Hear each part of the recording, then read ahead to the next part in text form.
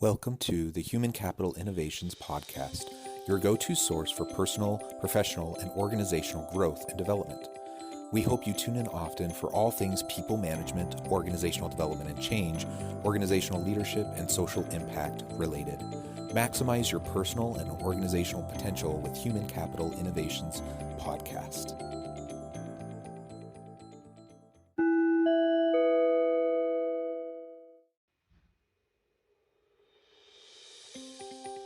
Welcome to the Human Capital Innovations Podcast. In this HCI podcast episode, I talk with Robert A. Belle about leveraging creativity to live and work more abundantly.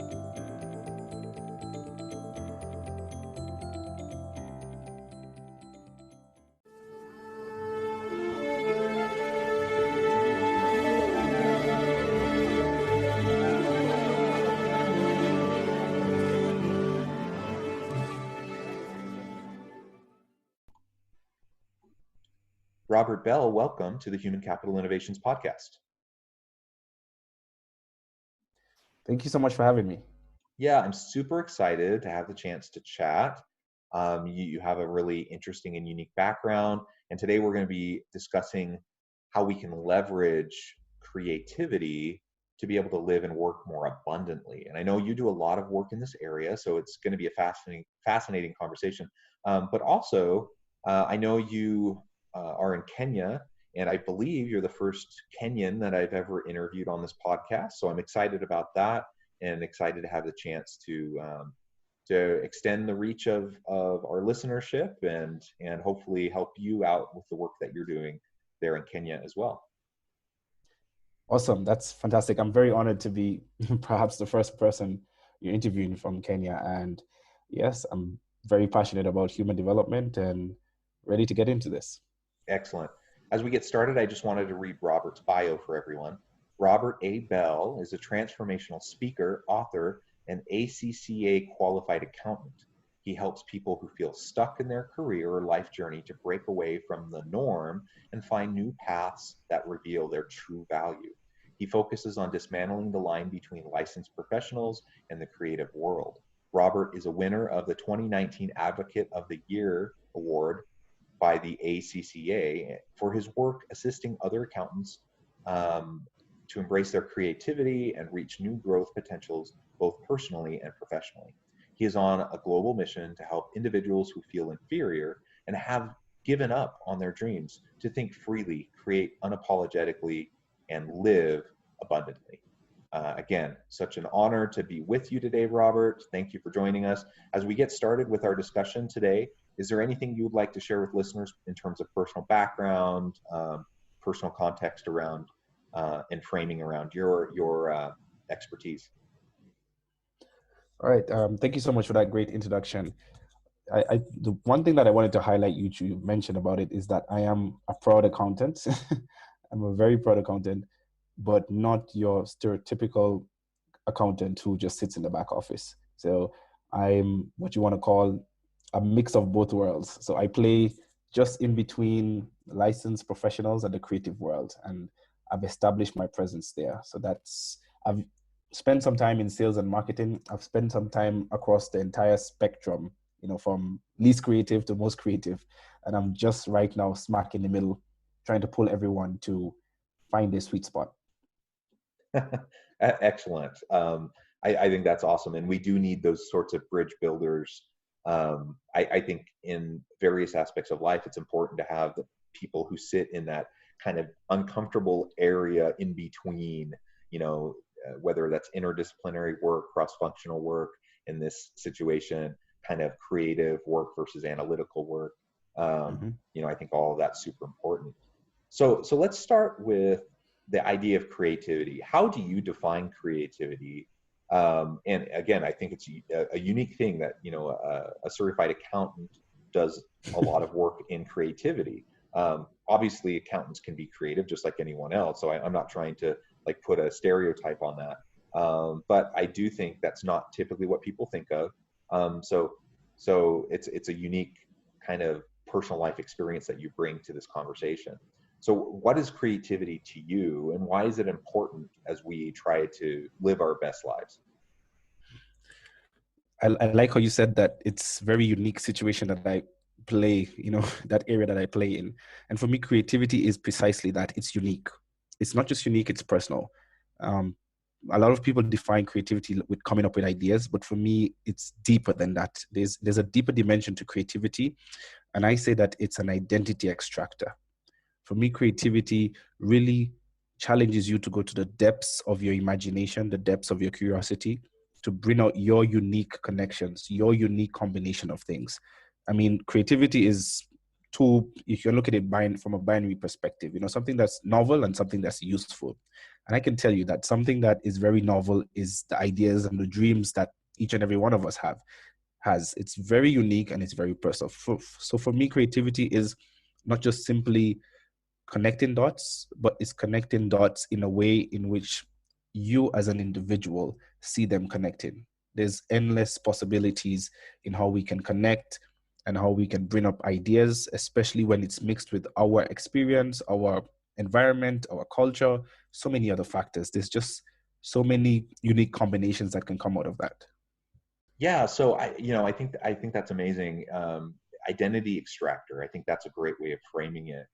And it's interesting. We all have, we're all an amalgamation of different identities, right? So a lot of times we try to pigeonhole someone. We say, oh, that person's an accountant, so that means they're this way, or this person is, an artist, that means they're this way. But we have different pieces of ourselves, and we have different identities, and we're balancing those out. And so that's what you're doing in the current role that you play.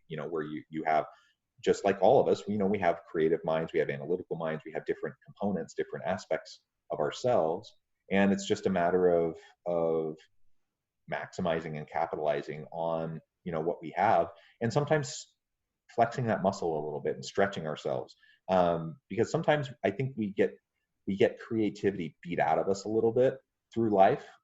We start out as kids as very creative, very innovative. We're very into make believe, and you give us some simple toys, and we can keep ourselves entertained, for hours, and make up games and fun activities.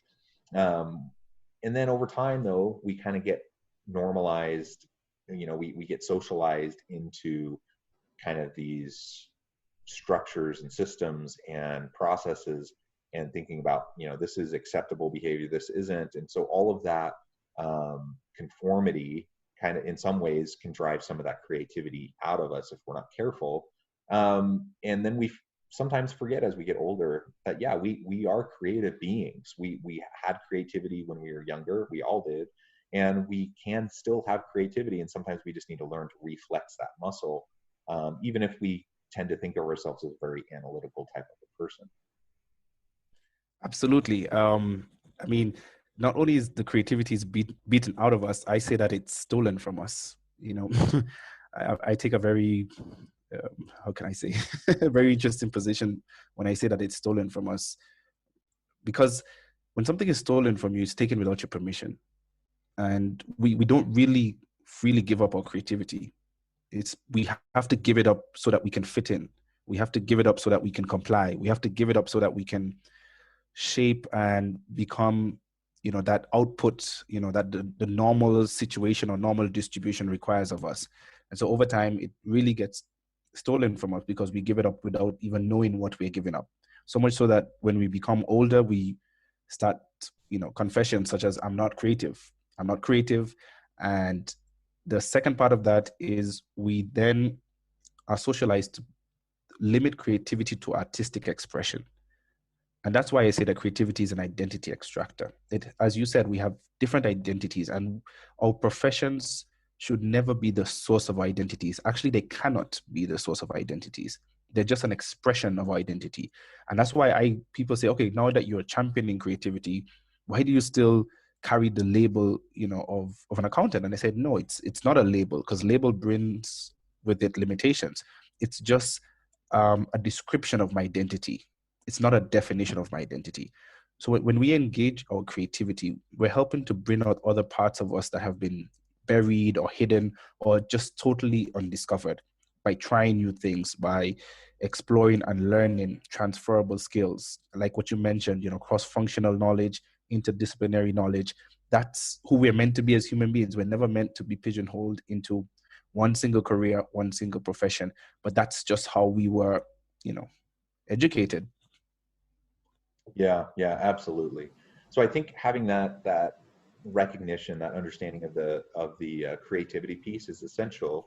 Now let's talk a little bit more about the abundant life, and we can talk about the abundant life in terms of personal life, our home life, but also our work life.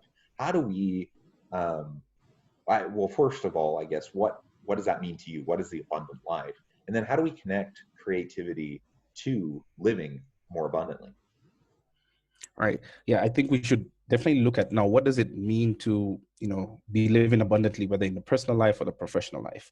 Um, Before I look at each one separately, just on a general high level view, that when we talk about living abundantly, abundance means more than enough. Means that you are never running out of something. And the one thing that we never run out of as human beings are ideas. We never run out of ideas. We never run out of questioning, except when we get to the point where we're stuck. When we get to the point where we're stuck, a lot of us stop there. And that's where we cease to live abundantly. The more questions we ask, the more experiences we have, the more experimentations we try, is the more we move towards living abundantly. And abundantly doesn't necessarily mean being the richest person in the world, because at times we start to go down that path. But living abundantly means that you are able to continuously shift. You're able to continuously manage the terrain of uncertainty. You're continuously able to learn new skills. Neuroscientists tells us that that's neuroplasticity, that our brain has the ability to continuously shift, to continuously change, to adapt, to create new neural connections. And that's just the way our brains are wired to grow. The brain does not grow by mere consumption of knowledge. It's about creation and cognition. And that's what it means to live abundantly, that no matter what situation we're put into, we're able to thrive and live abundantly, not just mainly get by. So if we look at it professionally, you can stick me in any function in a business, right? And I'm able to take the skills that I've learned from either accounting, from sales, from wherever, and apply it in that function and come up with ideas. I may not necessarily be the most technical person, right? And oftentimes we think that living abundantly is restricted to technical knowledge, but it goes beyond that. Living abundantly goes beyond collaborating. It's about awareness. It's about knowing where the dots are and learning how they can connect. So that's what it will mean to live abundantly on a professional side. And then on a personal side, it goes back again to learning new skills, to having different experiences. Imagine when you travel to a new state, a new city, or even a new country, a new culture, your mind opens up to just new possibilities. Like, oh, okay, this is how people live. Like I live here in Kenya. So if you were to come to Kenya, or anyone was to come to Kenya, you'd be like, very interesting. You get some ideas and your brain starts to focus and make connections that were not obvious. And when you go home, you're like, maybe I should start doing this in my house, or maybe I should do this, or I should try this cuisine, or I should put this herb or this whatever fruit into my diet, because that brings bring nutrition. Because when you're looking at nutrition, we don't restrict and say you should only eat this because it's found in your country. No, we say that this is the best for your body, this is the best for your health, this is the best for your wellness, and it doesn't matter where it comes from on this planet. You go and take it, you absorb it, you utilize it. And that's what living abundantly on a personal level means, is being open to new experiences, being open to engaging the non-obvious aspects of life. Yeah, I like that. And I think it means that we are open to new directions in terms of mindfulness, our physical health, our emotional and spiritual health, all those sorts of things. So we're all raised, within a certain context, and because of that, we have certain beliefs and values that are part of who we are. But as we get older and we get exposed to more diversity, and we see people from different cultures, different geopolitical, socioeconomic contexts. We see people from different spiritual or faith backgrounds or perspectives. We see people who look at dietary and physical health types of issues differently. And I think all of that then can push us to consider perhaps new creative ways to live our life in a more abundant way. I think the fundamental aspect of creativity is that we don't feel bound, we don't feel constrained, right? We don't feel bound by this preset um, type of circumstance that we find ourselves in.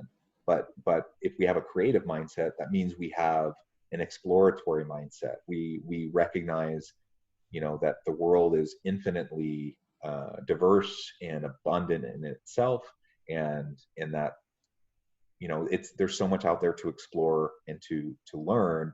And so we're not going to restrict ourselves to perhaps the limitations of previous ways of understanding or knowing the world or interacting with the world around us. And that's not to say that we're not going to, we don't need to like get rid of all of our beliefs and values just because, you know, we're exposed to new things. But it means that we can start to recognize the value that other backgrounds and perspectives have, and we can add them to our own. You know, we can start to create our own unique value system based on both our upbringing, but also on what we experience in the world around us.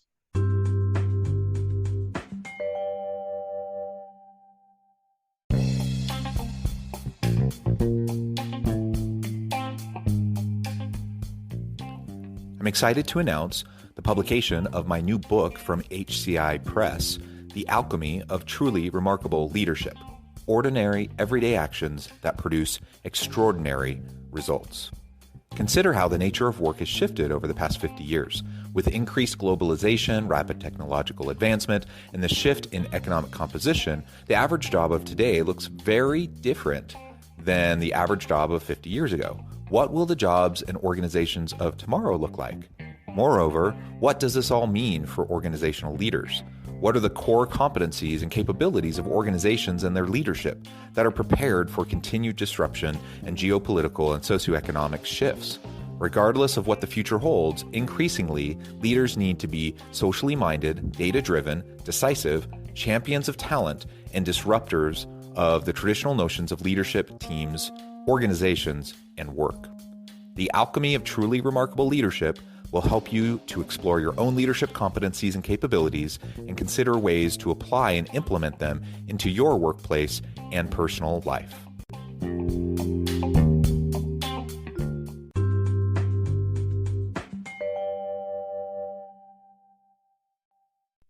Absolutely. And you know, a belief can only be strengthened when it's questioned. And not questioned in terms of whether it's right or wrong, but the relevance. You know, what can I gain from this? Just like what you said, you know, different environments, different geopolitical exposures, you start to question and you realize, all right, this is my position. Why is your position like this? And you have to question the way things are. And I did that a lot throughout my career. I used to always question, why do we do things the way we do it? Because I was just of the opinion that every organization really and truly wants to deliver on its vision and its mission. But I was very shocked when I entered the corporate world, where you just do a job. You have no idea how this relates to the bigger vision. You have no idea how you're contributing to the strategic direction of the organization, regardless of your level. And that used to frustrate me, because like, what is my purpose? You know, what am I doing here? How do I fit into the bigger picture? And when you question things, you realize, all right, I need to be able to help this organization, or help my relationship, or help my family members get to a different position. And, you know, when you live abundantly, you can't live creatively and abundantly without having emotional well-being. You have to be able to be more mindful and, you know, be observant of the emotions, of your emotions and the emotions of others, and what triggers you and what you do that triggers someone else. And that's how the creative journey is. You know, neuroscientists also tell us that when we're in this constant flight or fight mode, we're full of stress, there's just so much cortisol running through our bodies. What happens in our brains is that the limbic system just takes over, and they say downshifting happens. We start to use the lower part of our brains, where the emotions are driving our thinking, our actions. And when you use the upper part of your brain, and when you downshift, you don't get the excitement of a new challenge. And so you fight and you fight for things to be exactly the way they are. And throughout this period post, or I don't know whether to say post or where we are in this pandemic, but I pay very close attention to heads of states or press conferences, and everyone, a lot of people initially kept saying, I can't wait to go back to normal. I can't wait to go back to normal. And I've been trying to draw people's attentions that when we say that, we're pretty much not living in abundance because we want to go back to the way things were because we know how to operate there. So we don't have the excitement of a new norm. And I'm not saying we should be excited about loss of life or anything like that, but we should not be too deterred when we face such levels of uncertainty. That's when we have to kick in the higher functioning parts of our brains and come up with solutions, come up with ideas. And I've been saying this for a while now, that the government is not going to bring us through this situation. Right? Governments are good with executing, creating infrastructure, and giving us the machinery. This has to come from us as the citizens. We have to collaborate. We have to collate. We have to then hold governments accountable. The ideas are going to come from us because we know where we're hurting. We know the pains that we have. We can't sit back and just expect that to happen. And that happens even in a corporate setting. So a lot of employees are disgruntled and they sit back expecting that the senior leadership knows why they're disgruntled and they should fix it. But creativity means to question, to engage. It's not fearing to fail. It's not fearing to discover. It's not fearing to put yourself out there. It's not fearing to raise your hand and say, hey, I have an idea. It's not fearing to go to someone and say, I've observed this challenge. How can we work at it? So I'm wondering, in terms of my personal life, I think a lot of what you shared, is really, great insights that I can try to apply to myself and even in my home. But what about me as a leader? So I'm in an organization. I have a team of people. I want to live more abundantly. I want to work more abundantly. I want to be creative. I want to have more creativity. But how do I help to foster that kind of an environment in the workplace with my people, with my teams? I mean, if you're a leader, the number one thing that your job is to provide the environment, the psychologically safe environment for your employees to bring out their creativity. That's number one priority. If someone doesn't feel safe, if someone doesn't feel like the environment is safe enough for them to fail, if they don't feel like they can trust you, then it doesn't matter the number of workshops that you put on. It doesn't matter what your intentions are. You will never go anywhere. So how do you develop this trust? How do you develop psychological safety? By being vulnerable, by trying something together and showing them by example, this may work, this may not work, and being very open when something has failed. And I think that's one of the biggest challenges leaders have in organizations is being able to be a bit vulnerable. And I'm not saying to show weakness. There's a very big difference. As a matter of fact, vulnerability is strength. By coming to my team and says, listen, guys, we had this direction, we had this objective, we didn't achieve it. Let's do a diagnosis of what happened. Let's work together to fix it. Employees will feel, all right, if you're willing to admit when something didn't work out right, then, I feel a little bit tad safer that, I can come to you and we can explore. But leadership requires you making the first step. Leadership requires allowing, giving people that level of trust, allowing people to knowing your people. The only how you can build trust with someone is by knowing them. In the corporate world, you have to be able to know, and I don't mean knowing every bio data, but it's understanding and knowing them. How does this person work? When do they prefer to work? How do they prefer to work? That's something that a leader needs to be able to understand. And even if an employee doesn't know that, is using your leadership skills to realize employee A seems to prefer working, in the mornings, right? And if I call afternoon meetings, I'm likely not to get, a lot of suggestions or a lot of productivity out of him, right? So it's knowing and understanding the dynamics. Yes, that's what I want to say, the dynamics of the team, and leveraging on that, allowing people to fail, allowing people to give ideas. I mean, the classic example that we always cite in our creativity world is the example of 3M, where they allowed employees 15% of their time to work on passion projects, if you want to call it. And from that came the adhesive that eventually formed the Post-it notes, you know. And when employees can see, look, even in failure, that there's progress, then this is great. Just learning the lessons, because failure has feedback.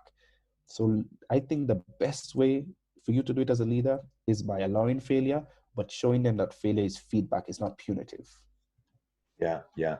I love that. And it's all, like you said, it's all about creating the environment, creating the safe space, creating the context, providing the environment that people can engage in, that they can be creative in, that they can, fail in, fail forward, fail fast, learn from the failures, and reframe the failures. They're not actually failures at all. They're learnings, right? Their development and their successes and embryo. As we have something not work out the way we thought it should, that's the next thing that will propel us into our next great breakthrough. Yeah, absolutely. Because and the last bonus tip I would say is that as a leader, if you really want to get your team more creative, is focus less on measuring the inputs and focus more on measuring the output. Allow people that flexibility to get it done in their unique way, because that's what creativity is about. And we've moved from the third industrial revolution, where we are focusing on productivity, where we can directly correlate someone's time and attendance to their output. Not in this fourth industrial revolution. As a matter of fact, if the longer I stay at work is the more productive I'm becoming, then that's an issue. That's an efficiency issue. I should be spending less and less time on a task, and getting more and more output, because I should be leveraging on technology. I should be leveraging on ideas. I should be becoming better at it. So a leader needs to allow people to find their way, set the benchmarks, set the output, and let them figure it out. Not like, hey, Darren, you have to be at your desk. You gotta be that. So, just trying to find what the outputs are and giving them more of the input that they need. Some people need a feedback loop. They need immediate feedback. Some people don't like immediate feedback. They want to work through the process. So it's just understanding that. So focus more on the outputs as opposed to focusing on the inputs. Yeah, absolutely.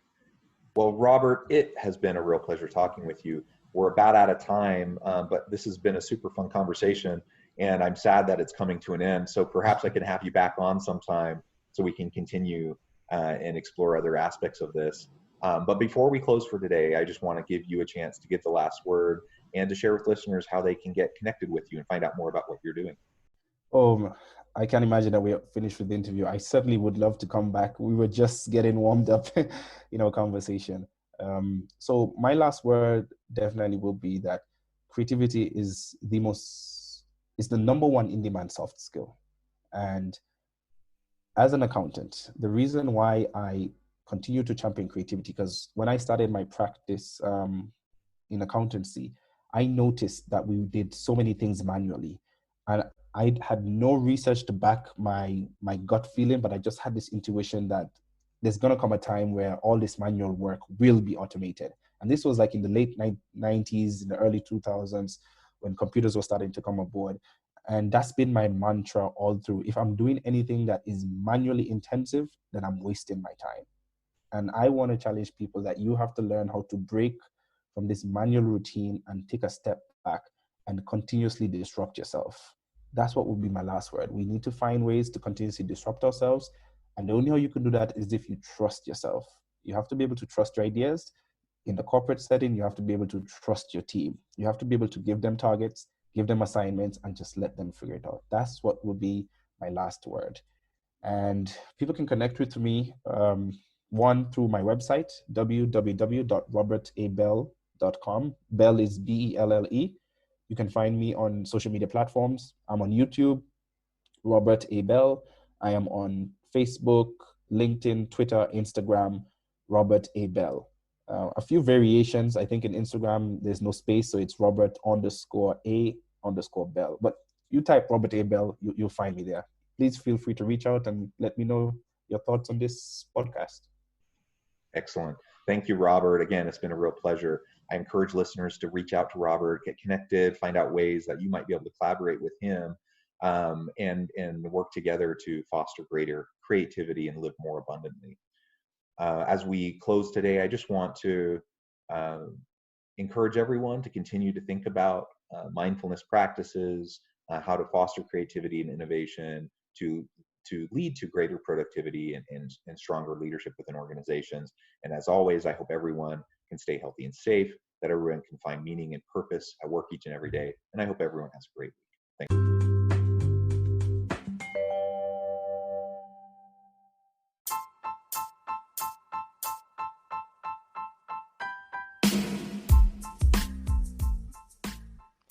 We are excited about the launch of HCI's new magazine, Human Capital Leadership.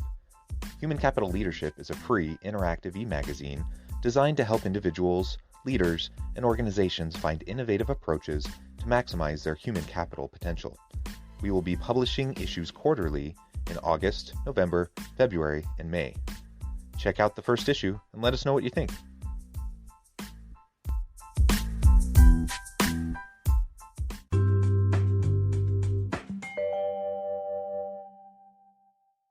Thanks again for joining us for this episode of the Human Capital Innovations Podcast.